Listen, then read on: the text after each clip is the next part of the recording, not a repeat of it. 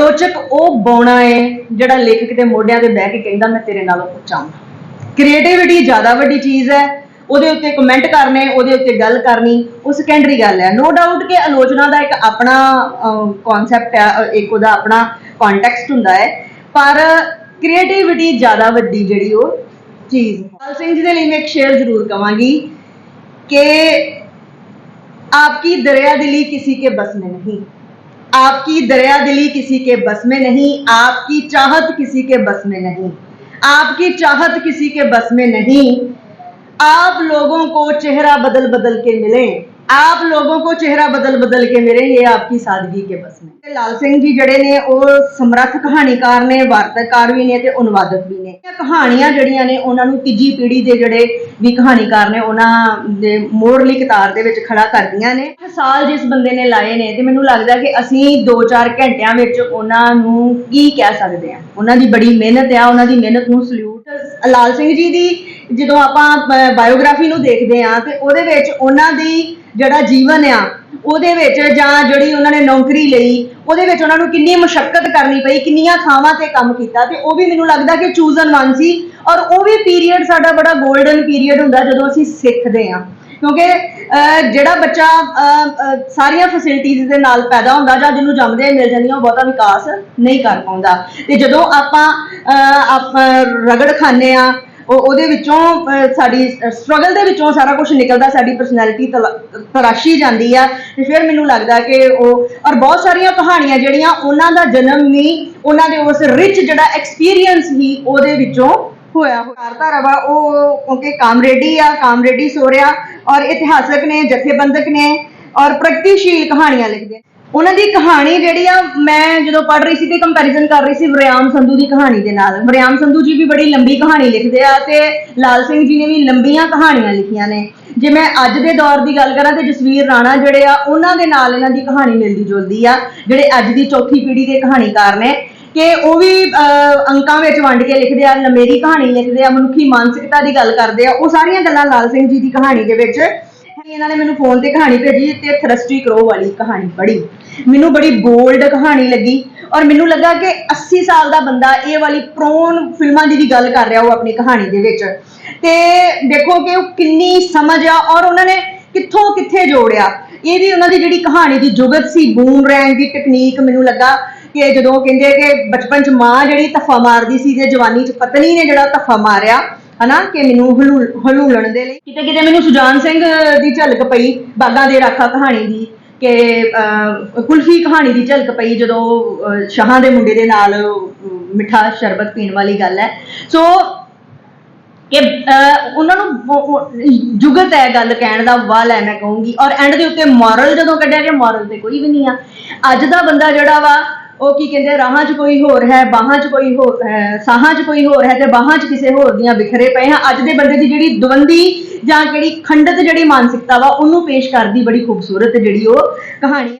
ਔਰ ਪ੍ਰਿੰਸੀਪਲ ਸੁਜਾਨ ਸਿੰਘ ਕਹਿੰਦੇ ਹੁੰਦੇ ਆ ਕਿ ਨਾਵਲ ਜਿਹੜਾ ਵਾ ਉਹ ਮਾਲ ਗੱਡੀ ਵਾਂਗ ਹੁੰਦਾ ਵਾ, ਜੋ ਅਗਲੇ ਸਟੇਸ਼ਨ ਤੋਂ ਸਮਾਨ ਲੈਂਦਾ ਤੇ ਸਮਾਨ ਲਾਉਂਦਾ ਵਾ, ਤੇ ਕਹਾਣੀ ਜਿਹੜੀ ਆ ਉਹ ਐਕਸਪ੍ਰੈਸ ਟ੍ਰੇਨ ਦੇ ਵਾਂਗ ਹੁੰਦੀ ਆ ਕਿ ਇੱਕੋ ਸਟੇਸ਼ਨ ਤੇ ਜਾਂਦੀ ਹੈ ਤੇ ਅਗਲੇ ਤੇ ਉਤਰ ਜਾਂਦੀ ਆ। ਐਕਚੁਅਲ ਕਹਾਣੀ ਬੜੀ ਖੂਬਸੂਰਤ ਲੱਗੀ ਆ, ਬਹੁਤ ਸਾਰੇ ਐਂਗਲ ਨੇ ਉਸ ਕਹਾਣੀ ਨੂੰ ਦੇਖਣ ਦੇ। ਲਾਲ ਸਿੰਘ ਦੀ ਕਹਾਣੀ ਵਿੱਚ ਮੈਨੂੰ ਉਹ ਗੱਲ ਨਹੀਂ ਨਜ਼ਰ ਆਈ। ਉਹ ਆਪਣੀ ਉਹ ਚਾਲ ਦੇ ਤਹਿਤ ਚੱਲਦੇ ਆ, ਆਪਣੀ ਗੱਲ ਕਹਿੰਦੇ ਆ ਔਰ ਉਹਦੇ ਲਈ ਪਾਠਕ ਨੂੰ ਬੜੀ ਤਵੱਜੋ ਦੇਣੀ ਪੈਂਦੀ। ਉਹਦਾ ਪੂਰਾ ਪਿਛਲਾ ਇਤਿਹਾਸ ਜਿਹੜਾ ਵਾ ਉਹ ਵੀ ਵੇਖਣਾ ਪੈਂਦਾ ਵਾ। ਔਰ ਜਾਤਾਂ ਬਰਾਦਰੀਆਂ ਦੀ ਜਿਹੜੀ ਗੱਲ ਕੀਤੀ ਗਈ ਹੈ, ਪਹਿਲਾਂ ਵੀ ਦਲਿਤ ਵਰਗ ਦੀ ਵੀ ਗੱਲ ਕਰਦੇ ਆ ਔਰ ਹਮੇਸ਼ਾ ਮਾੜੀ ਧਿਰ ਦੇ ਨਾਲ ਖਲੋਂਦੇ ਆ। ਮੈਨੂੰ ਹੋਰ ਬੜੀ ਖੂਬਸੂਰਤ ਗੱਲ ਲੱਗੀ ਕਿ ਦੁਆਬੀ ਭਾਸ਼ਾ ਦੀ ਜੇ ਖੂਬਸੂਰਤੀ ਵੇਖਣੀ ਆ ਤਾਂ ਆਪਾਂ ਇਹਨਾਂ ਦੀ ਜਿਹੜੀ ਕਹਾਣੀ ਦੇ ਵਿੱਚ ਵੇਖ ਸਕਦੇ ਹਾਂ ਕਿ ਡਾਇਲੌਗ ਦੇ ਨਾਲ ਹੀ ਕਹਾਣੀ ਅੱਗੇ ਵਧੀ ਜਾਂਦੀ ਹੈ। ਚੀਕ ਬੁਲਬੁਲੀ ਕਹਾਣੀ ਜਿਹੜੀ ਆ ਔਰ ਡਾਇਲੌਗ ਦੇ ਨਾਲ ਆਪਣੀ ਜਿਹੜੀ ਸਥਾਨਕ ਡਾਇਲੈਕਟ ਆ ਉਹਨੂੰ ਕਿੰਨੀ ਖੂਬਸੂਰਤੀ ਦੇ ਨਾਲ ਉਹ ਪੇਸ਼ ਕਰਕੇ ਜਲਾਵੇ ਪਰਵਾਨਾ ਸੜਦਾ ਰਹਿੰਦਾ ਹੈ, ਹਨੇਰਿਆਂ 'ਚ ਟਿਮਟਮਾ ਕੇ ਜੁਗ ਨੂੰ ਚਾਨਣ ਕਰਦਾ ਰਹਿੰਦਾ ਹੈ।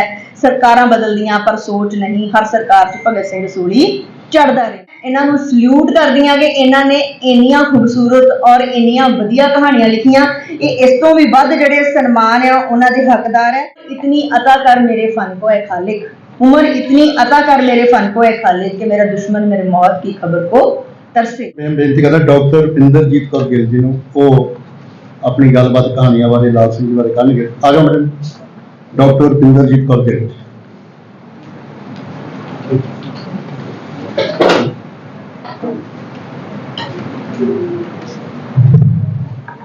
जी, बहुत बहुत शुक्रिया सर। सब तो पहला तो मैं धन्यवाद करती हाँ डिग्री कॉलेज दसूहा का और सहत सभा गड्डीवाल दसूहा का कि और लाल सिंह जी का जिन्होंने मैं तुहाडे रूबरू होने का मौका जोड़ा वो दिता है।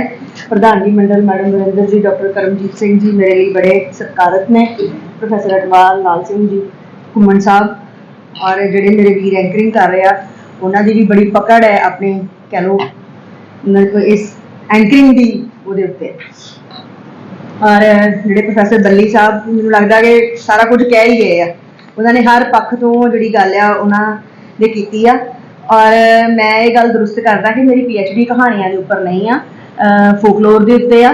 मेरा PhD का टॉपिक सी मैजिक मैडिसन जादू चिकित्सा समाज मनोविग्यानक अध्ययन जिला अमृतसर के गुरदासपुर के संदर्भ में उस काम में फिर पंजाब सरकार को स्टेट अवार्ड भी मिले 2005 PhD की थी। पर कहानी देखो बचपन तो जो आप पैदा होंगे तो साढ़े माँ रामलाल भगत जी बैठे उन्होंने बहुत बहुत स्वागत है और मैनू इदा लगता है कि जोड़े ऑन स्टेज बैठे जोड़े ऑफ स्टेज बैठे आप सारे ही लिटरेचर के स्टूडेंट हैं, लिटरेचर को प्यार करने वाले हैं और कोई भी बंदा किसी भी एंगल तो एक दूजे तो घट नहीं आ। मैनू जिन्हों के नाम पता ने जिन्हों के नहीं पता वो भी इंपॉर्टेंट ने और कहानी बचपन तो ही बच्चा अपनी माँ तो कहानी सुनता है, अपनी दादी तो सुनता है, तो साड़ी शुरू तो ही रुचि रही है। इस करके कहानी मैनू लगता कि सारिਆਂ ਨੂੰ ਵਧੀਆ लगती है, इस करके ਅਸੀਂ कहानियां ਜਿਹੜੀਆਂ पढ़ते थे सुनते हैं क्योंकि ਉਹਦੇ ਚੋਂ ਸਾਨੂੰ कोई ना कोई सेध कुछ ना कुछ सीखने को मिलता है। ते गुरु नानक साहब ने कहा धन लिखारी नानका, आप सारे जानते हैं कि वाकई लेखक धन है। और चैखव ने एक बड़ी खूबसूरत गल कही सी कि आलोचक वो बौना है जिहड़ा लेखक के मोढियां ते बह के कहंदा मैं तेरे नालों उच्चा हां। क्रिएटिविटी ज़्यादा वड्डी चीज़ है, ਉਹਦੇ ਉੱਤੇ कमेंट करने ਉਹਦੇ ਉੱਤੇ गल करनी वो सेकेंडरी गल है। नो डाउट कि आलोचना का एक अपना कॉन्सैप्ट है, एक ਉਹਦਾ अपना कॉन्टैक्सट हुंदा है, पर क्रिएटिविटी ज़्यादा वड्डी जिहड़ी वो चीज़ है। और लाल सिंह जी इन्ने सधारण, इन्ने सिंपल, इन्नी मेहनत, मैं कहूँगी कि मेहनत के मुजस्मे ने वो।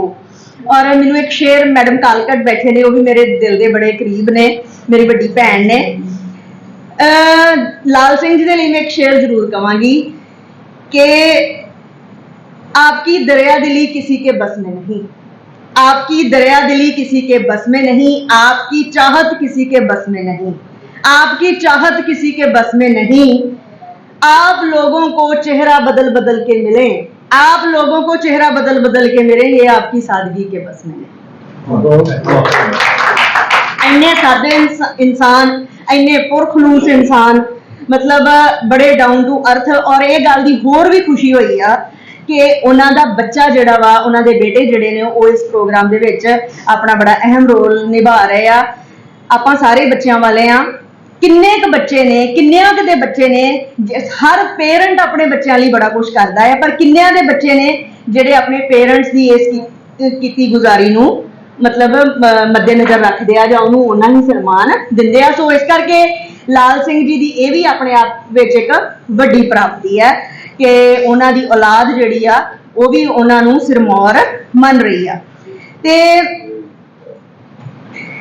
मैं जो मैनू हुक्म होया कि पेपर लिखना है तो मेरे को किताबां जड़ियां नहीं पहुंचियां, फिर कालकट मैडम ने मैनू गड़ी बख्शा सिंह जी वो पहुंचाई और लाल सिंह जी ने मैनू अपन कहानियां जड़ियां ने वो फोन ते भेजियां। ते असीं हुण थोड़ी पुरानी पीढ़ी आ, सानू फोन ते पढ़ना थोड़ा औखा लगता है क्योंकि सानू हार्ड कापी की आदत है। फिर भी मैं पूरी कोशिश करके जिन्नियां भी कहानियां मेरे को पहुंचियां उन्होंने पढ़िया। और कहानियां लंबियां भी ने क्योंकि वो अपनी गल जिहड़ी है वो बड़े लंबे उन्हों का अंदाज है। ओके कहते कि अंदाजे बयां ही हर बात को बदल देता है, वरना दुनिया में कोई बात नहीं होती। हर बंदे का अपना स्टाइल है लिखण का, हर बंदे का अपना अंदाज है बोलण का। सो जे कहानी के उत्ते गल करिए तो लाल सिंह जी जड़े ने वो समर्थ कहानीकार ने, वार्ताकार भी ने ते अनुवादक भी ने, पर उन्होंने की जिहड़ी गूढ़ी पछाण हुई है वो कहानीकार के तौर पर ही हुई है। जिवें कि मेरे तो पहला जिहड़े वक्ता ने वो दस गए ने कि 7 कहानी संग्रह उन्होंने हुण तक छप चुके ने। मारखोरे सब तो पहला 1984 छपया, फिर बलौर फिर बलौर 1986 च, धुप छां 1990 च, काली मिट्टी 1996 च, अद्धे अधूरे 2003 च, ते गड़ी बख्शा सिंह 2009 ਦੇ ਵਿੱਚ। ਔਰ ਉਹਨਾਂ ਦੀਆਂ ਕਹਾਣੀਆਂ ਜਿਹੜੀਆਂ ਨੇ ਉਹਨਾਂ ਨੂੰ ਤੀਜੀ ਪੀੜ੍ਹੀ ਦੇ ਜਿਹੜੇ ਵੀ ਕਹਾਣੀਕਾਰ ਨੇ ਉਹਨਾਂ ਦੇ ਮੋਹਰਲੀ ਕਤਾਰ ਦੇ ਵਿੱਚ ਖੜਾ ਕਰਦੀਆਂ ਨੇ। ਔਰ 6 ਦਹਾਕਿਆਂ ਤੋਂ ਕੋਈ ਬੰਦਾ ਪੜ੍ਹਨ ਲਿਖਣ ਦੇ ਨਾਲ ਜੁੜਿਆ ਹੈ, ਇਹਨਾਂ ਸਾਰੀਆਂ ਚੀਜ਼ਾਂ ਦੇ ਨਾਲ ਜੁੜਿਆ, ਤੇ ਮੈਨੂੰ ਲੱਗਦਾ ਇਹ ਆਪਣੇ ਆਪ 'ਚ ਇੱਕ ਵੱਡੀ ਗੱਲ ਹੈ। ਔਰ 60 ਸਾਲ ਜਿਸ ਬੰਦੇ ਨੇ ਲਾਏ ਨੇ, ਤੇ ਮੈਨੂੰ ਲੱਗਦਾ ਕਿ ਅਸੀਂ 2-4 ਘੰਟਿਆਂ ਵਿੱਚ ਉਹਨਾਂ ਨੂੰ ਕੀ ਕਹਿ ਸਕਦੇ ਹਾਂ। ਉਹਨਾਂ ਦੀ ਬੜੀ ਮਿਹਨਤ ਆ, ਉਹਨਾਂ ਦੀ ਮਿਹਨਤ ਨੂੰ ਸਲੂਟ ਹੈ। ਔਰ ਬੜੀਆਂ ਅਹਿਮ ਜਿਹੜੇ ਕੇਂਦਰੀ ਲੇਖਕ ਸਭਾ ਦੇ ਅਹਿਮ ਅਹੁਦਿਆਂ ਤੇ ਵੀ ਰਹੇ ਆ। ਸੋ ਪਰਸਨਲ ਜੇ ਆਪਾਂ ਉਹਨਾਂ ਦੀ ਗੱਲ ਕਰੀਏ ਤੇ ਹੋ ਹੀ ਚੁੱਕੀ ਆ ਗੱਲ ਕਿ ਪਿੰਡ ਝੱਜਾ ਹੁਸ਼ਿਆਰਪੁਰ ਵਿੱਚ ਉਹਨਾਂ ਦਾ ਜਨਮ ਹੋਇਆ। ਉਹਨਾਂ ਦੇ ਵਾਈਫ ਵੀ ਟੀਚਰ ਸੀ। ਔਰ ਮੈਨੂੰ ਏਦਾਂ ਲੱਗਦਾ ਹੈ ਕਿ ਕ੍ਰਿਸਚੈਨਿਟੀ 'ਚ ਇੱਕ ਟਰਮ ਹੈ ਦਾ ਚੂਜ਼ਨ ਵਨ। ਉਹ ਕਹਿੰਦੇ ਕਿ ਜੇ ਕਿਸੇ ਨੂੰ ਪ੍ਰਮਾਤਮਾ ਦੁੱਖ ਦਿੰਦਾ ਹੈ ਤੇ ਉਹਨੂੰ ਚੂਜ਼ ਕਰਦਾ ਹੈ, ਕਿ ਉਹਦੇ ਤੇ ਪ੍ਰਮਾਤਮਾ ਦੀ ਬੜੀ ਕਿਰਪਾ ਹੁੰਦੀ ਹੈ ਕਿ ਤੂੰ ਮੈਂ ਏਦਾਂ ਸੋਚਦੀ ਹਾਂ ਕਿ ਪ੍ਰੋਬਲਮ ਸਾਰਿਆਂ ਨੂੰ ਹੀ ਆਉਂਦੀਆਂ ਵਾ। ਸਾਨੂੰ ਪ੍ਰਮਾਤਮਾ ਦੇ ਅੱਗੇ ਅਰਦਾਸ ਕਰਨੀ ਚਾਹੀਦੀ ਕਿ ਪ੍ਰਮਾਤਮਾ ਸਾਨੂੰ ਉਹਨਾਂ ਨੂੰ ਫੇਸ ਕਰਨ ਦੀ ਸਮਰੱਥਾ ਬਖਸ਼ੀ। ਤੇ ਲਾਲ ਸਿੰਘ ਜੀ ਦੀ ਜਦੋਂ ਆਪਾਂ ਬਾਇਓਗ੍ਰਾਫੀ ਨੂੰ ਦੇਖਦੇ ਹਾਂ ਤੇ ਉਹਦੇ ਵਿੱਚ ਉਹਨਾਂ ਦੀ ਜਿਹੜਾ ਜੀਵਨ ਆ ਉਹਦੇ ਵਿੱਚ ਜਾਂ ਜਿਹੜੀ ਉਹਨਾਂ ਨੇ ਨੌਕਰੀ ਲਈ ਉਹਦੇ ਵਿੱਚ ਉਹਨਾਂ ਨੂੰ ਕਿੰਨੀ ਮੁਸ਼ੱਕਤ ਕਰਨੀ ਪਈ, ਕਿੰਨੀਆਂ ਥਾਵਾਂ ਤੇ ਕੰਮ ਕੀਤਾ, ਤੇ ਉਹ ਵੀ ਮੈਨੂੰ ਲੱਗਦਾ ਕਿ ਚੂਜ਼ਨ ਵਨ ਸੀ। ਔਰ ਉਹ ਵੀ ਪੀਰੀਅਡ ਸਾਡਾ ਬੜਾ ਗੋਲਡਨ ਪੀਰੀਅਡ ਹੁੰਦਾ ਜਦੋਂ ਅਸੀਂ ਸਿੱਖਦੇ ਹਾਂ, ਕਿਉਂਕਿ ਜਿਹੜਾ ਬੱਚਾ ਸਾਰੀਆਂ ਫੈਸਿਲਿਟੀਜ਼ ਦੇ ਨਾਲ ਪੈਦਾ ਹੁੰਦਾ ਜਾਂ ਜਿਹਨੂੰ ਜੰਮਦੇ ਮਿਲ ਜਾਂਦੀਆਂ ਉਹ ਬਹੁਤਾ ਵਿਕਾਸ ਨਹੀਂ ਕਰ ਪਾਉਂਦਾ। ਤੇ ਜਦੋਂ ਆਪਾਂ ਰਗੜ ਖਾਂਦੇ ਆ ਉਹਦੇ ਵਿੱਚੋਂ ਸਾਡੀ ਸਟਰਗਲ ਦੇ ਵਿੱਚੋਂ ਸਾਰਾ ਕੁਝ ਨਿਕਲਦਾ, ਸਾਡੀ ਪਰਸਨੈਲਿਟੀ ਤਰਾਸ਼ੀ ਜਾਂਦੀ ਆ। ਤੇ ਫਿਰ ਮੈਨੂੰ ਲੱਗਦਾ ਕਿ ਉਹ ਔਰ ਬਹੁਤ ਸਾਰੀਆਂ ਕਹਾਣੀਆਂ ਜਿਹੜੀਆਂ ਉਹਨਾਂ ਦਾ ਜਨਮ ਵੀ ਉਹਨਾਂ ਦੇ ਉਸ ਰਿਚ ਜਿਹੜਾ ਐਕਸਪੀਰੀਅੰਸ ਹੀ ਉਹਦੇ ਵਿੱਚੋਂ ਹੋਇਆ ਹੋਏਗਾ। ਔਰ ਉਹੀ ਉਹਨਾਂ ਦੀ ਉਹਦਾ ਆਧਾਰ ਬਣਿਆ। ਉਹਨਾਂ ਦੀ ਜਿਹੜੀ ਵਿਚਾਰਧਾਰਾ ਵਾ ਉਹ ਕਿਉਂਕਿ ਕਾਮਰੇਡੀ ਆ, ਕਾਮਰੇਡੀ ਸੋਰਿਆ ਔਰ ਇਤਿਹਾਸਕ ਨੇ, ਜਥੇਬੰਦਕ ਨੇ ਔਰ ਪ੍ਰਗਤੀਸ਼ੀਲ ਕਹਾਣੀਆਂ ਲਿਖਦੇ ਨੇ। ਜਿਹੜੀ ਉਹਨਾਂ ਨੇ ਪਹਿਲਾਂ ਗੱਲ ਕੀਤੀ ਆ ਕਿ ਜਿਹੜੀ ਵੀ ਕਲਮ ਸਮਾਜ ਦੀ ਗੱਲ ਕਰਦੀ ਆ, ਸਮਾਜ ਨੂੰ ਬਦਲਣ ਦੀ ਗੱਲ ਕਰਦੀ ਆ, ਉਹ ਕਲਮ ਵਾਕਿਆ ਹੀ ਸਿਰਮੌਰ ਹੁੰਦੀ ਆ। ਔਰ ਉਹਨਾਂ ਦੀ ਕਹਾਣੀ ਔਰ ਇੱਕ ਹੋਰ ਗੱਲ ਮੈਨੂੰ ਬੜੀ ਖੂਬਸੂਰਤ ਲੱਗੀ ਇੱਥੇ ਆ ਕੇ ਕਿ ਇਸ ਕਾਲਜ ਦੇ ਜਿਹੜੇ ਟੀਚਰ ਸਾਹਿਬਾਨ ਆ ਉਹਨਾਂ ਨੂੰ ਵੀ ਵਧਾਈ ਆ ਕਿ ਉਹਨਾਂ ਨੇ ਇੰਨਾ ਖੂਬਸੂਰਤ ਉਹਨਾਂ ਦੀਆਂ ਜਿਹੜੀਆਂ ਕਹਾਣੀਆਂ ਬੱਚਿਆਂ ਕੋਲੋਂ ਲਿਖਵਾਈਆਂ ਨੇ, ਬੱਚਿਆਂ ਨੇ ਲਿਖਿਆ ਨੇ, ਉਹਨਾਂ ਦੇ ਬਾਰੇ ਜਿਹੜੀ ਵਰਡਿੰਗ ਲਿਖੀ ਹੈ ਇੱਥੇ ਉਹ ਵੀ ਬੜੀ ਖੂਬਸੂਰਤ ਲੱਗ ਰਹੀ ਆ। ਮੈਨੂੰ ਲੱਗ ਰਿਹਾ ਕਿ ਸਟਾਫ ਕਿੰਨਾ ਮਿਹਨਤੀ ਆ ਇਸ ਕਾਲਜ ਦਾ, ਕਿਉਂਕਿ ਮੈਂ ਪਹਿਲਾਂ ਵੀ ਇੱਥੇ ਬੜੀ ਵਾਰੀ ਆ ਚੁੱਕੀ ਹਾਂ ਤੇ ਮੈਨੂੰ ਹਮੇਸ਼ਾ ਆ ਕੇ ਇੱਥੇ ਆਪਣਾਪਨ ਜਿਹੜਾ ਉਹ ਲੱਗਦਾ ਹੈ। ਉਹਨਾਂ ਦੀ ਕਹਾਣੀ ਜਿਹੜੀ ਆ ਮੈਂ ਜਦੋਂ ਪੜ੍ਹ ਰਹੀ ਸੀ ਤੇ ਕੰਪੈਰੀਜ਼ਨ ਕਰ ਰਹੀ ਸੀ ਵਰਿਆਮ ਸੰਧੂ ਦੀ ਕਹਾਣੀ ਦੇ ਨਾਲ। ਵਰਿਆਮ ਸੰਧੂ ਜੀ ਵੀ ਬੜੀ ਲੰਬੀ ਕਹਾਣੀ ਲਿਖਦੇ ਆ ਤੇ ਲਾਲ ਸਿੰਘ ਜੀ ਨੇ ਵੀ ਲੰਬੀਆਂ ਕਹਾਣੀਆਂ ਲਿਖੀਆਂ ਨੇ। ਜੇ ਮੈਂ ਅੱਜ ਦੇ ਦੌਰ ਦੀ ਗੱਲ ਕਰਾਂ ਤੇ ਜਸਵੀਰ ਰਾਣਾ ਜਿਹੜੇ ਆ ਉਹਨਾਂ ਦੇ ਨਾਲ ਇਹਨਾਂ ਦੀ ਕਹਾਣੀ ਮਿਲਦੀ ਜੁਲਦੀ ਆ, ਜਿਹੜੇ ਅੱਜ ਦੀ ਚੌਥੀ ਪੀੜ੍ਹੀ ਦੇ ਕਹਾਣੀਕਾਰ ਨੇ ਕਿ ਉਹ ਵੀ ਅੰਕਾਂ ਵਿੱਚ ਵੰਡ ਕੇ ਲਿਖਦੇ ਆ, ਲੰਮੇਰੀ ਕਹਾਣੀ ਲਿਖਦੇ ਆ, ਮਨੁੱਖੀ ਮਾਨਸਿਕਤਾ ਦੀ ਗੱਲ ਕਰਦੇ ਆ। ਉਹ ਸਾਰੀਆਂ ਗੱਲਾਂ ਲਾਲ ਸਿੰਘ ਜੀ ਦੀ ਕਹਾਣੀ ਦੇ ਵਿੱਚ ਹੈਗੀਆਂ ਨੇ। ਮੈਂ ਜਦੋਂ ਇਹਨਾਂ ਦੀ ਸਭ ਤੋਂ ਪਹਿਲੀ ਇਹਨਾਂ ਨੇ ਮੈਨੂੰ ਫੋਨ ਤੇ ਕਹਾਣੀ ਭੇਜੀ ਤੇ ਥਰਸਟੀ ਕਰੋ ਵਾਲੀ ਕਹਾਣੀ ਪੜ੍ਹੀ, ਮੈਨੂੰ ਬੜੀ ਬੋਲਡ ਕਹਾਣੀ ਲੱਗੀ। ਔਰ ਮੈਨੂੰ ਲੱਗਾ ਕਿ 80 ਸਾਲ ਦਾ ਬੰਦਾ ਇਹ ਵਾਲੀ ਪ੍ਰੋਨ ਫਿਲਮਾਂ ਦੀ ਵੀ ਗੱਲ ਕਰ ਰਿਹਾ ਉਹ ਆਪਣੀ ਕਹਾਣੀ ਦੇ ਵਿੱਚ। ਤੇ ਦੇਖੋ ਕਿ ਉਹ ਕਿੰਨੀ ਸਮਝ ਆ ਔਰ ਉਹਨਾਂ ਨੇ ਕਿੱਥੋਂ ਕਿੱਥੇ ਜੋੜਿਆ। ਇਹ ਵੀ ਉਹਨਾਂ ਦੀ ਜਿਹੜੀ ਕਹਾਣੀ ਦੀ ਜੁਗਤ ਸੀ, ਬੂਮਰੈਂਗ ਦੀ ਟੈਕਨੀਕ। ਮੈਨੂੰ ਲੱਗਾ ਕਿ ਜਦੋਂ ਕਹਿੰਦੇ ਕਿ ਬਚਪਨ 'ਚ ਮਾਂ ਜਿਹੜੀ ਧੱਫਾ ਮਾਰਦੀ ਸੀ ਤੇ ਜਵਾਨੀ 'ਚ ਪਤਨੀ ਨੇ ਜਿਹੜਾ ਧੱਫਾ ਮਾਰਿਆ ਹਨਾ ਕਿ ਮੈਨੂੰ ਹਲੂਣ ਦੇ ਲਈ ਔਰ ਹਲੂਣ ਦੇ ਲਈ। ਔਰ ਫਿਰ ਉਹ ਥਰਸਟੀ ਕਰੋ ਆਪਾਂ ਬਚਪਨ 'ਚ ਸਾਰਿਆਂ ਨੇ ਰੱਟਾ ਮਾਰਿਆ ਵਨਸ ਅਪੋਨ ਅ ਟਾਈਮ ਹਨਾ, ਪਰ ਉਹਨਾਂ ਨੇ ਉਹਨੂੰ ਕਿੰਨਾ ਕਵੀ ਦੀ ਲੇਖਕ ਦੀ ਉਹ ਹੈਗੀ ਆ ਕਹਿ ਲਓ ਟੈਕਨੀਕ, ਕਹਿ ਲਓ ਉਹਦੀ ਕੁਆਲਿਟੀ, ਕਹਿ ਲਓ ਕਿ ਉਹ ਇੰਨੀ ਖੂਬਸੂਰਤੀ ਦੇ ਨਾਲ ਉਹ ਸਾਰੇ ਜਿਹੜੇ ਸਟੈਪ ਨੇ ਵਨਸ ਅਪੋਨ ਅ ਟਾਈਮ ਉਹਦੇ ਅੰਦਰ ਜਾ ਕੇ ਫਿਰ ਉਹਨੇ ਕਿੱਦਾਂ ਉਹ ਸਾਰੀਆਂ ਦਿੱਤਾ, ਆਪਣੇ ਬੈਕ ਸਾਰਾ ਦੱਸਿਆ ਕਿ ਕਿੱਦਾਂ ਬਾਗਾਂ ਦੀ ਉਹ ਰਾਖੀ ਕਰਦੇ ਔਰ ਉਹਦੇ 'ਚ ਜੋ ਜੋ ਸਮੱਸਿਆਵਾਂ। ਔਰ ਕਿਤੇ ਕਿਤੇ ਮੈਨੂੰ ਸੁਜਾਨ ਸਿੰਘ ਦੀ ਝਲਕ ਪਈ ਬਾਗਾਂ ਦੇ ਰਾਖਾ ਕਹਾਣੀ ਦੀ, ਕਿ ਕੁਲਫੀ ਕਹਾਣੀ ਦੀ ਝਲਕ ਪਈ ਜਦੋਂ ਸ਼ਾਹਾਂ ਦੇ ਮੁੰਡੇ ਦੇ ਨਾਲ ਮਿੱਠਾ ਸ਼ਰਬਤ ਪੀਣ ਵਾਲੀ ਗੱਲ ਹੈ। ਸੋ ਕਿ ਉਹਨਾਂ ਨੂੰ ਜੁਗਤ ਹੈ ਗੱਲ ਕਹਿਣ ਦਾ, ਵੱਲ ਹੈ ਮੈਂ ਕਹੂੰਗੀ। ਔਰ ਐਂਡ ਦੇ ਉੱਤੇ ਮੋਰਲ ਜਦੋਂ ਕੱਢਿਆ ਕਿ ਮੋਰਲ ਤੇ ਕੋਈ ਵੀ ਨਹੀਂ ਆ। ਅੱਜ ਦਾ ਬੰਦਾ ਜਿਹੜਾ ਵਾ ਉਹ ਕੀ ਕਹਿੰਦੇ, ਰਾਹਾਂ 'ਚ ਕੋਈ ਹੋਰ ਹੈ, ਬਾਹਾਂ 'ਚ ਕੋਈ ਹੋਰ, ਸਾਹਾਂ 'ਚ ਕੋਈ ਹੋਰ ਹੈ ਤੇ ਬਾਹਾਂ 'ਚ ਕਿਸੇ ਹੋਰ ਦੀਆਂ ਬਿਖਰੇ ਪਏ ਹਾਂ। ਅੱਜ ਦੇ ਬੰਦੇ ਦੀ ਜਿਹੜੀ ਦਵੰਦੀ ਜਾਂ ਜਿਹੜੀ ਖੰਡਤ ਜਿਹੜੀ ਮਾਨਸਿਕਤਾ ਵਾ ਉਹਨੂੰ ਪੇਸ਼ ਕਰਦੀ ਬੜੀ ਖੂਬਸੂਰਤ ਜਿਹੜੀ ਉਹ ਕਹਾਣੀ ਆ। ਮੈਨੂੰ ਮੈਂ ਫਸਟ ਕਹਾਣੀ ਉਹਨਾਂ ਦੀ ਇਹੀ ਪੜ੍ਹੀ ਔਰ ਮੈਨੂੰ ਬਹੁਤ ਅਪੀਲ ਕੀਤਾ ਕਿ ਇੰਨੇ ਖੂਬਸੂਰਤ ਅੰਦਾਜ਼ ਦੇ ਵਿੱਚ ਮਤਲਬ ਜਿਹੜਾ ਮੈਂ ਪਾਤਰ ਆ ਉਹਦੇ ਬਚਪਨ ਤੋਂ ਲੈ ਕੇ ਉਹ ਮਾਡਰਨ ਯੁੱਗ ਤੱਕ, ਜਦੋਂ ਪ੍ਰੋਨ ਫਿਲਮਾਂ ਆ ਗਈਆਂ ਉਹਦੇ ਤੱਕ ਉਹ ਕਿਵੇਂ ਆਪਣੀ ਗੱਲ ਕਹਿ ਰਹੇ ਆ ਔਰ ਕੀ ਉਹਨਾਂ ਦਾ ਐਂਗਲ ਹੈ ਜ਼ਿੰਦਗੀ ਨੂੰ ਦੇਖਣ ਦਾ। ਔਰ ਆਪਾਂ ਸਾਰਿਆਂ ਦੇ ਅੰਦਰ ਸਾਰੀਆਂ ਗੱਲਾਂ ਨੇ ਪਰ ਆਪਾਂ ਕਹਿਣ ਤੋਂ ਗੁਰੇਜ਼ ਕਰਦੇ ਹਾਂ। ਸੋ ਇਹ ਲੇਖਕ ਦੇ ਲਈ ਇੱਕ ਵੱਡੀ ਗੱਲ ਹੈ ਕਿ ਉਹਨਾਂ ਨੇ ਇੰਨੀ ਬੇਬਾਕੀ ਦੇ ਨਾਲ ਆਪਣੀ ਜਿਹੜੀ ਗੱਲ ਆ ਉਹ ਕਹੀ ਆ। ਔਰ ਪ੍ਰਿੰਸੀਪਲ ਸੁਜਾਨ ਸਿੰਘ ਕਹਿੰਦੇ ਹੁੰਦੇ ਆ ਕਿ ਨਾਵਲ ਜਿਹੜਾ ਵਾ ਉਹ ਮਾਲ ਗੱਡੀ ਵਾਂਗ ਹੁੰਦਾ ਵਾ, ਜੋ ਅਗਲੇ ਸਟੇਸ਼ਨ ਤੋਂ ਸਮਾਨ ਲੈਂਦਾ ਤੇ ਸਮਾਨ ਲਾਉਂਦਾ ਵਾ, ਤੇ ਕਹਾਣੀ ਜਿਹੜੀ ਆ ਉਹ ਐਕਸਪ੍ਰੈਸ ਟ੍ਰੇਨ ਦੇ ਵਾਂਗ ਹੁੰਦੀ ਆ ਕਿ ਇੱਕੋ ਸਟੇਸ਼ਨ ਤੇ ਜਾਂਦੀ ਆ ਤੇ ਅਗਲੇ ਤੇ ਉਤਰ ਜਾਂਦੀ ਆ। ਸੋ ਉਸ ਸਟੇਸ਼ਨ ਤੇ ਸਮਾਨ ਲਾ ਕੇ ਤੇ ਫਿਰ ਬ੍ਰੇਕ ਲਗਾਉਂਦੀ ਆ। ਸੋ ਕਹਾਣੀ ਦੀ ਖੂਬਸੂਰਤੀ ਇਹ ਹੁੰਦੀ ਕਿ ਉਹ ਆਪਣੀ ਗੱਲ ਕਰਦੀ ਆ। ਪਰ ਮੈਨੂੰ ਲਾਲ ਸਿੰਘ ਜੀ ਦੀਆਂ ਕਹਾਣੀਆਂ ਦੇ ਵਿੱਚ ਵੱਖ-ਵੱਖ ਸਟੇਸ਼ਨ ਨਜ਼ਰ ਆਏ ਕਿ ਹੁਣ ਉਹ ਇਹ ਵਾਲੇ ਐਂਗਲ ਤੋਂ ਗੱਲ ਕਰ ਰਿਹਾ, ਹੁਣ ਇਸ ਐਂਗਲ ਦੀ ਗੱਲ ਕਰ ਰਿਹਾ। ਜਿੱਦਾਂ ਆਪਾਂ ਵਾਲੀ ਕਹਾਣੀਆਂ ਨਾਲ ਸਰ ਨੇ ਗੱਲ ਕੀਤੀ ਆ, ਮੈਨੂੰ ਉਹਨਾਂ ਦੀ ਐਚਕਨ ਕਹਾਣੀ ਬੜੀ ਖੂਬਸੂਰਤ ਲੱਗੀ ਆ। ਬਹੁਤ ਸਾਰੇ ਐਂਗਲ ਨੇ ਉਸ ਕਹਾਣੀ ਨੂੰ ਦੇਖਣ ਦੇ ਕਿ ਜਿੱਦਾਂ ਉਹ ਕਹਿੰਦੇ ਕਿ ਪ੍ਰੈਜੈਂਟੇਸ਼ਨ ਜਿਹੜੀ ਆ ਉਹਦੇ 'ਚ ਕੀਤੀ ਜਾਂਦੀ ਆ ਧਰਮ ਦੇ ਵਿੱਚ ਕਿ ਕਿੱਦਾਂ ਰਾਗੀਆਂ ਦਾ ਜਾਂ ਜਿਹੜੇ ਢਾਡੀ ਹੁੰਦੇ ਉਹਨਾਂ ਦਾ ਧਿਆਨ ਜਿਹੜਾ ਉਹ ਨੋਟ ਗਿਣਨ ਨਾਲ ਵਿੱਚ ਹੁੰਦਾ, ਕਿਵੇਂ ਜੁਗਤਾਂ ਲਗਾ ਕੇ ਵਾਰੀ ਜਿਹੜੀ ਆਪਣੀ ਉਹਨੂੰ ਪਹਿਲੇ ਨੰਬਰ ਤੇ ਰੱਖਿਆ ਜਾਂਦਾ ਹੈ। ਇਹ ਸਾਰੇ ਜਿਹੜੇ ਪੱਖ ਨੇ ਉਹਨਾਂ ਨੂੰ ਬੜੀ ਹੀ ਖੂਬਸੂਰਤੀ ਦੇ ਨਾਲ, ਬੜੀ ਹੀ ਬਰੀਕੀ ਦੇ ਨਾਲ ਜਿਹੜਾ ਉਹ ਕਹਾਣੀ ਦੇ ਵਿੱਚ ਪੇਸ਼ ਕੀਤਾ ਗਿਆ ਹੈ। ਔਰ ਛੋਟੀ ਕਹਾਣੀ ਨੂੰ ਤਾਂ ਕਿਹਾ ਜਾਂਦਾ ਵਾ ਕਿ ਉਹ ਬਰੂਦੀ ਹਵਾਈ ਦੇ ਵਾਂਗ ਹੈ, ਪਲੀਤੇ ਨੂੰ ਅੱਗ ਲਾ ਕੇ ਪਟਾਖਾ ਪਾ ਕੇ ਤੇ ਆਪਣਾ ਪ੍ਰਭਾਵ ਪਾ ਕੇ ਖਤਮ ਹੋ ਜਾਂਦੀ ਆ।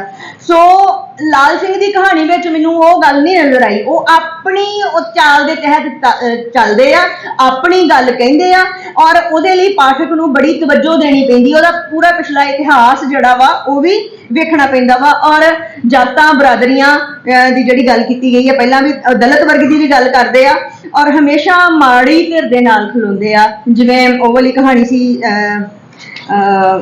ਚੀਕ ਬੁਲਬੁਲੀ ਕਹਾਣੀ ਆ, ਉਹ 'ਚ ਸੰਤੀ ਦੀ ਜਿਹੜੀ ਗੱਲ ਆ। ਔਰ ਇੱਕ ਇਹਨਾਂ ਦੀ ਮੈਨੂੰ ਹੋਰ ਬੜੀ ਖੂਬਸੂਰਤ ਗੱਲ ਲੱਗੀ ਕਿ ਦੁਆਬੀ ਭਾਸ਼ਾ ਦੀ ਜੇ ਖੂਬਸੂਰਤੀ ਵੇਖਣੀ ਆ ਤਾਂ ਆਪਾਂ ਇਹਨਾਂ ਦੀ ਜਿਹੜੀ ਕਹਾਣੀ ਦੇ ਵਿੱਚ ਵੇਖ ਸਕਦੇ ਹਾਂ ਕਿ ਡਾਇਲੌਗ ਦੇ ਨਾਲ ਹੀ ਕਹਾਣੀ ਅੱਗੇ ਵਧੀ ਜਾਂਦੀ ਹੈ। ਚੀਕ ਬੁਲਬੁਲੀ ਕਹਾਣੀ ਜਿਹੜੀ ਆ ਔਰ ਡਾਇਲੌਗ ਦੇ ਨਾਲ ਆਪਣੀ ਜਿਹੜੀ ਸਥਾਨਕ ਡਾਇਲੈਕਟ ਆ ਉਹਨੂੰ ਕਿੰਨੀ ਖੂਬਸੂਰਤੀ ਦੇ ਨਾਲ ਉਹ ਪੇਸ਼ ਕਰਦੇ ਨੇ।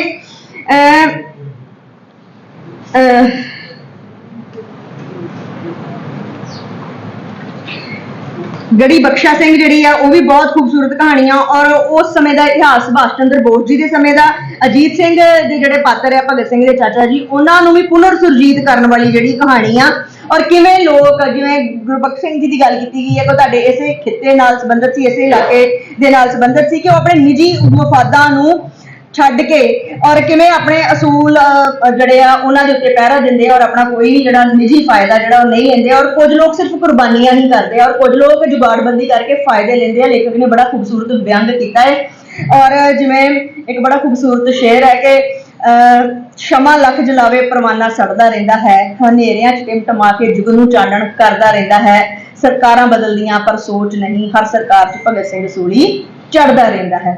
ਸੋ ਭਗਤ ਸਿੰਘ ਦੇ ਸੂਲੀ ਚੜਨ ਦੇ ਵਾਂਗ ਇਹਨਾਂ ਨੇ ਉਹ ਜਿਹੜੇ ਪਾਤਰ ਜਿਸ ਤਰ੍ਹਾਂ ਗੁਰਬਖਸ਼ ਸਿੰਘ ਨੇ ਗੜੀ ਬਖਸ਼ਾ ਦੇ ਵਿੱਚ ਉਹ ਕਿੱਦਾਂ ਉਹ ਸੂਲੀ ਚੜਨ ਵਾਲੀ ਗੱਲ ਆ ਕਿ ਉਹਨਾਂ ਨੂੰ ਹਾਸਲ ਤੇ ਕੁਝ ਨਹੀਂ ਹੋਇਆ ਪਰ ਉਹਨਾਂ ਨੇ ਆਪਣੀ ਪੂਰੀ ਲਾਈਫ ਜਿਹੜੀ ਆ ਉਹ ਕੁਰਬਾਨੀ ਇਸੇ ਦੇ ਉੱਤੇ ਲਾਈ। ਔਰ ਉਹਨਾਂ ਦੀ ਜਿਹੜੀ ਲੇਖਕ ਦੀ ਵਾਰਤਾਲਾਪੀ ਜੁਗਤ ਹੈ ਉਹ ਵੀ ਬੜੀ ਕਮਾਲ ਦੀ ਹੈ। ਡਾਇਲੌਗ ਜਿਹੜੇ ਆ ਕਈਆਂ ਥਾਵਾਂ ਤੇ ਹਾਸ ਰਸ ਵੀ ਬੜਾ ਖੂਬਸੂਰਤ ਹੈ, ਕਈਆਂ ਥਾਵਾਂ ਤੇ ਉਹ ਉਹਨਾਂ ਦਾ ਜਿਹੜਾ ਤਨਜ਼ਈਆ ਸਟਾਈਲ ਆ ਕਿ ਲੋਕੀ ਮੇਰੇ ਬਾਰੇ ਗੱਲਾਂ ਕਰਦੇ ਆ ਪਰ ਮੈਂ ਪਿੱਠ ਸੁਣਦਾ ਹੀ ਨਹੀਂ ਆ, ਮੈਨੂੰ ਤਾਂ ਪਤਾ ਹੀ ਨਹੀਂ ਹੈ ਕਿ ਪਿੱਛੇ ਕੀ ਹੋ ਰਿਹਾ ਵਾ, ਮੈਨੂੰ ਤਾਂ ਸਿਰਫ ਆਪਣੇ ਮਫਾਦ ਦੇ ਨਾਲ ਜਿਹੜਾ ਉਹ ਮਤਲਬ ਹੈ। ਗੁਰਬਾਣੀ ਦੀਆਂ ਤੁਕਾਂ ਜਿਹੜੀਆਂ ਨੇ ਉਹਨਾਂ ਨੇ ਬੜੀ ਖੂਬਸੂਰਤ ਔਰ ਬੜੀਆਂ ਢੁਕਵੇਂ ਜਗ੍ਹਾ ਦੇ ਉੱਤੇ ਜਿਹੜੀਆਂ ਵਰਤੀਆਂ ਨੇ, ਜਿਹਦੇ ਵਿੱਚ ਇੱਕ ਸ਼ਰਧਾਂਜਲੀ ਜਿਹੜਾ ਇੱਕ ਪਾਤਰ ਹੈ ਕਿ ਉਹਨੂੰ ਲੱਗਦਾ ਹੈ ਕਿ ਮੇਰੀ ਡੈਥ ਹੋ ਜਾਣੀ ਆ ਔਰ ਉਸ ਤੋਂ ਬਾਅਦ ਵਾਲਾ ਜਿਹੜਾ ਸਮਾਗਮ ਸਿਰਜਿਆ ਜਾਂਦਾ ਹੈ ਕਿ ਲੋਕੀ ਕਿੱਦਾਂ ਫਾਰਮਲ ਜਾਂ ਬੱਚੇ ਵੀ ਜਾਂ ਫੈਮਿਲੀ ਵੀ ਜਿਹੜੀ ਉਹ ਕਿੱਦਾਂ ਫਾਰਮਲ ਉਸ ਰਿਸ਼ਤੇ ਨੂੰ ਨਿਭਾਉਂਦੀ ਆ ਔਰ ਜਿਹੜਾ ਅਸਲੀ ਰਿਸ਼ਤਾ ਹੁੰਦਾ ਵਾ ਉਹ ਕਿੱਦਾਂ ਉਹਨੂੰ ਉਡੀਕਦਾ ਹੈ ਪਰ ਉਹਦੀ ਬੇਟੀ ਹੈ ਜਿਹੜੀ ਪਾਸ਼ੀ ਤੇ ਨਹੀਂ ਮਿਲ ਪਾਉਂਦੀ ਉਹਨੂੰ। ਲਾਸਟ ਤੇ ਵੀ ਲੇਖਕ ਦਾ ਧਿਆਨ ਉਹਦੇ ਵਿੱਚ ਹੈ, ਪਾਤਰ ਦਾ ਧਿਆਨ ਉਹਦੇ ਵਿੱਚ ਹੈ ਔਰ ਹਾਸ ਰਸ ਵੀ ਪੈਦਾ ਹੁੰਦਾ ਹੈ ਕਈਆਂ ਕਹਾਣੀਆਂ ਦੇ ਵਿੱਚ। ਜਿਵੇਂ ਵੀ ਕੰਨਾਂ ਵਾਲੀ ਮਸ਼ੀਨ ਜਿਹੜੀ ਉਹ ਥੱਲੇ ਲਾਈ ਹੋਈ ਸੀ, ਕੰਨਾਂ ਵਾਂਗੂ ਮੈਨੂੰ ਕੁਝ ਸੁਣਦਾ ਨਹੀਂ, ਬਹੁਤ ਏਦਾਂ ਦੇ ਬੜੇ ਖੂਬਸੂਰਤ ਡਾਇਲੌਗ ਨੇ ਉਹਨਾਂ ਦੇ। ਇਮਾਨਦਾਰੀ ਆ, ਬੇਬਾਕੀ ਆ ਔਰ ਮੈਨੂੰ ਏਦਾਂ ਲੱਗ ਰਿਹਾ ਸੀ ਕਿ ਉਹਨਾਂ ਦੀ ਕਹਾਣੀ ਪੜ੍ਹਨ ਦੇ ਲਈ ਸਾਨੂੰ ਪੂਰੀ ਕੰਸੈਂਟਰੇਸ਼ਨ ਔਰ ਵੱਧ ਟਾਈਮ ਜਿਹੜਾ ਉਹ ਲਾਉਣਾ ਪੈਂਦਾ ਵਾ। ਤੇ ਅੱਜ ਦਾ ਜਿਹੜਾ ਜ਼ਮਾਨਾ ਬੜਾ ਡਿਜੀਟਲ ਜ਼ਮਾਨਾ ਹੈ ਤੇ ਬੱਚੇ ਤੇ ਰੀਲ ਜਿਹੜੀ ਉਹ ਵੀ 30 ਸੈਕਿੰਡ ਦੀ ਬਣਾਉਣ ਲੱਗ ਪਿਆ, ਕਿਉਂਕਿ ਕੋਈ ਕਿਸੇ ਕੋਲ ਟਾਈਮ ਹੀ ਨਹੀਂ ਹੈ ਇਹਨਾਂ ਨੂੰ ਇੰਨਾ ਲੰਬਾ ਚੌੜਾ ਦੇਖ ਸਕੇ। ਪਰ ਮੈਂ ਇਹਨਾਂ ਨੂੰ ਸਲੂਟ ਕਰਦੀ ਹਾਂ ਕਿ ਇਹਨਾਂ ਨੇ ਇੰਨੀਆਂ ਖੂਬਸੂਰਤ ਔਰ ਇੰਨੀਆਂ ਵਧੀਆ ਕਹਾਣੀਆਂ ਲਿਖੀਆਂ। ਇਹ ਇਸ ਤੋਂ ਵੀ ਵੱਧ ਜਿਹੜੇ ਸਨਮਾਨ ਆ ਉਹਨਾਂ ਦੇ ਹੱਕਦਾਰ ਹੈ। ਔਰ ਐਂਡ ਦੇ ਉੱਤੇ ਮੈਂ ਇੰਨੀ ਗੱਲ ਕਵਾਂਗੀ ਇਹਨਾਂ ਦੇ ਬਾਰੇ, 2 ਸ਼ੇਰ ਦੇ ਬੋਲ ਕੇ मैं अपनी गल खत्म कर दांगी। सर तुहानू बहुत बहुत मुबारक है। एक तो यह है कि देखो कि चश्मे यार की जादू निगाहियां, महफिल में ये गुमा रहा कि मुखातिब अमी रहे। और लास्ट पे मैं इन्हां दे लई कहांगी कि उम्र इतनी अता कर मेरे फन को है खालिक, उम्र इतनी अता कर मेरे फन को है खालिक कि मेरा दुश्मन मेरे मौत की खबर को तरसे। सो ये अपने लिटरेचर के नाल हमेशा साडे सारियां दे विच रहणगे। परमात्मा इन्हां नूं तंदुरुस्ती बख्शे और एक खूब तंदुरुस्त खुश और लंबी उम्र मानण और इसे तरह पंजाबी अदब की जिहड़ी सेवा वा ओह करदे रहण। बहुत बहुत शुक्रिया तुहाडे सारियां दा कि तुसीं मैनूं इन्ने प्यार नाल सुणिया। Thank you.